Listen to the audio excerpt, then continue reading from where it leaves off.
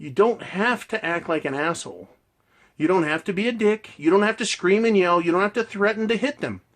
Just like at work, you don't do those things. You don't even have to threaten to fire them. You just say, this is what's expected. Now here's where the fucking rubber meets the road. Is women don't really mean that they want what you're telling them that they should want. They come to the relationship the same way they go to the job. They show up at the job and they say, I know how to do that job. I'm willing to do that job. I want to do that job. I want the paycheck that goes with that job. They'll tell you everything there is that you want to hear about how they're going to do a great job for you.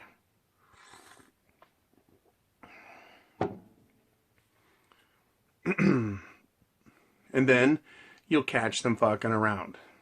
You'll see them in their workstation, texting on their phone. You'll catch them over at the refrigerator eating a bunch of food on a undesignated break. Right? You'll catch them on their computer playing games and sending personal emails. This is your job, and this is what you catch them doing. You're like, this person's not dedicated. They're out of here. You throw them out. Right? Now, in the personal relationship, you're going to catch women doing whatever the fuck it is they want because they believe they're a free agent. And indeed, they are free. They're not fucking slaves. You don't own them with a collar on their neck, even though I recommend it. But it's a voluntary relationship. When you get into one with a woman, you've got to say, these are the fucking rules. And if you don't follow them, there's going to be consequences. If there's consequences at the job, and women accept the job, take the job, and they know there's consequences. They'll get caught on their phone and look at the boss and go, oh my gosh, and they'll put their shit away. You catch them at home doing something they're not supposed to be doing. You're like, hey, I was just talking to you. And you're fucking around on your phone, and they're like, hey, you don't tell me what to do. There's the fucking door right now, fired. They don't do that at work. They don't tell their boss off. They don't cuss at their boss. They don't make demands on their fucking boss. They don't tell their boss what the rules are and what they're going to do and when they're going to show up. But they do it in the personal life. So if you don't put up with it in a professional way, why would you put up with it personal? Because in reality, the professional is modeled after the personal life. Right? The caveman had a cave program. And he said, this works really fucking well. Let's apply it to other programs. I'm the boss in the cave. I make the rules. My fucking cave. Don't like it. Get the fuck out of here. Caveman starts a tribe. And he says, all right, all you other fucking bush and forest and field dudes, I'm the caveman. I'm the fucking boss. I got a program. It works. Follow me. We're going to kick some ass. So they follow that fucking guy. They kick some ass. They kill lots of buffalo. They eat good. Everything is happy. And they're like, you're the boss. And he's like, I'm the fucking cave boss. The model I had in my cave works for business. Now we got a tribal caveman community.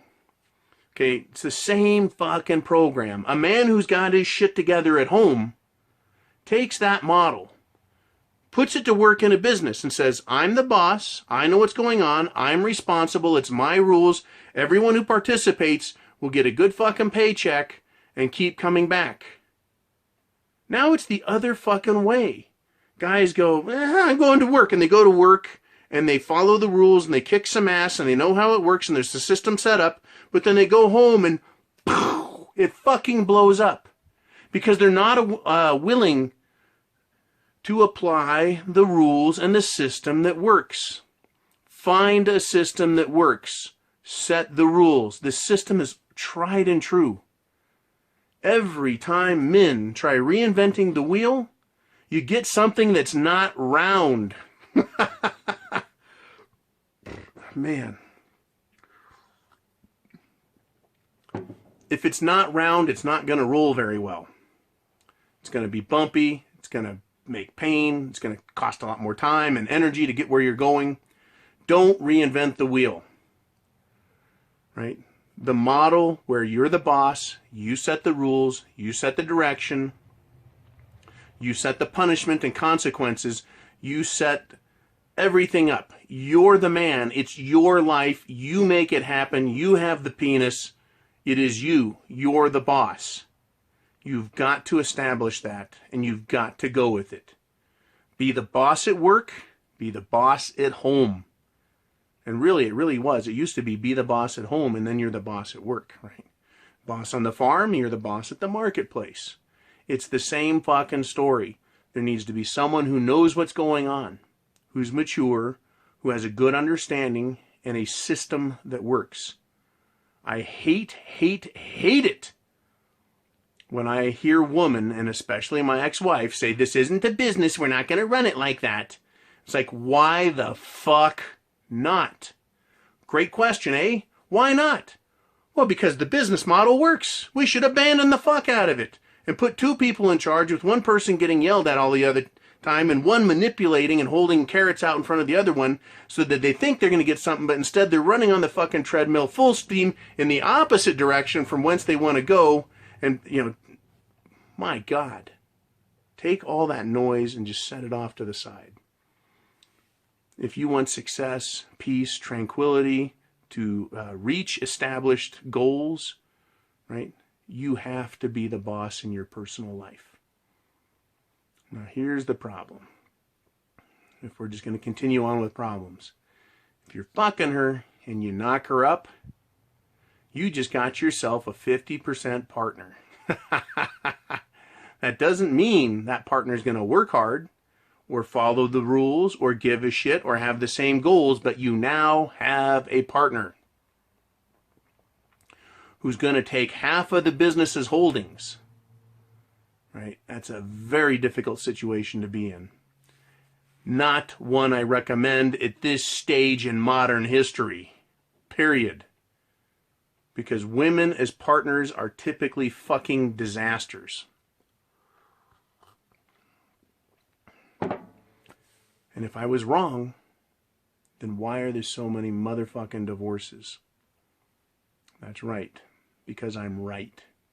You guys rock. Thank you for watching the show. Thank you for the kind compliments I've gotten. I have to tell you guys, I appreciate all the good compliments, all of the comments. Please click subscribe. If you haven't, do it now. Hit the button next to it, the little bell, so that you get alerts. Share this video with men, young, old, in the middle, married, single, divorced, especially if they're engaged. They need to learn some Mgtow principles now. Right? And it doesn't matter what color you are, from what fucking continent. It doesn't even matter what culture. It's not just subculture, it's culture, period. In any culture where the women are running loose and it's nothing but trouble. And if they're mail order brides, it's because they're not even wanted in their own country. And they're trying to get to your country and get in your wallet and become your partner so that they can fucking destroy you. I've got a couple of stories I'm going to end up reading that were sent to me. And just off the hook crazy. Anyways, enough for today. I've got just one hell of a day ahead of me. As usual, which is exhausting, but I like coming to you guys and sending a quick video out and saying, hey, man, make it happen. You're the man. You have the penis. Go do it. Semper Fi.